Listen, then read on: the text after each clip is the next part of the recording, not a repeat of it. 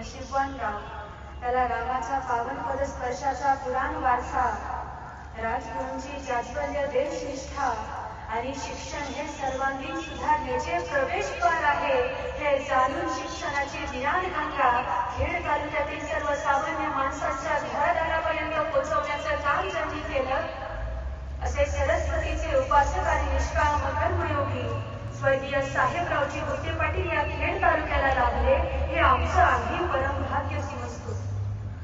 त्यांच्या विचारांना आणि कार्याला अभिवादन करून मी माझे विचार मांडत आहे. खरं तर रत्नहारांचे तेजस्वी सौंदर्य कोणाला सांगावे लागत नाही, डोळ्यांना ते जाणवतेच. रातराणीच्या सुगंधाची चर्चा कुणी करत नाही, तो सुगंध सगळीकडे दरवळतच असतो. कर्तृत्व संपन्न व्यक्तींचे जीवनही असेच असते, ते शब्दांत व्यक्त करता येत नाही.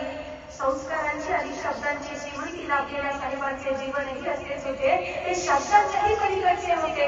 एकंदरीत वारकरी संप्रदायाचा वसा आणि वारसा असणारे, महात्मा फुले साने गुरुजी यांच्या विचारांचा अंगीकार करणारे, समाज माझा मी समाजाचा ही भावना अखेरपर्यंत उराशी बाळगून दीनदरी श्रीमंत सगळ्यांच्या अश्रू आपल्या गंभीर हाताने पुसणारे साहेब दिनांक 1 फेब्रुवारी 1940 रोजी भामगिरी डोंगराच्या कुशीत वसलेल्या वराळे सारख्या छोट्याशा खेडेगावात त्यांचा जन्म झाला.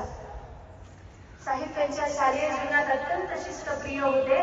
कडव्या शिस्तीच्या आधारे त्यांनी आपलं व्यक्तिमत्व घडवलं होतं. खरं तर माणूस म्हणून जगण्यासाठी लागणाऱ्या सर्व सद्गुणांची जोपासना साहेबांनी त्यांच्या विद्यार्थी दशेपासूनच केली.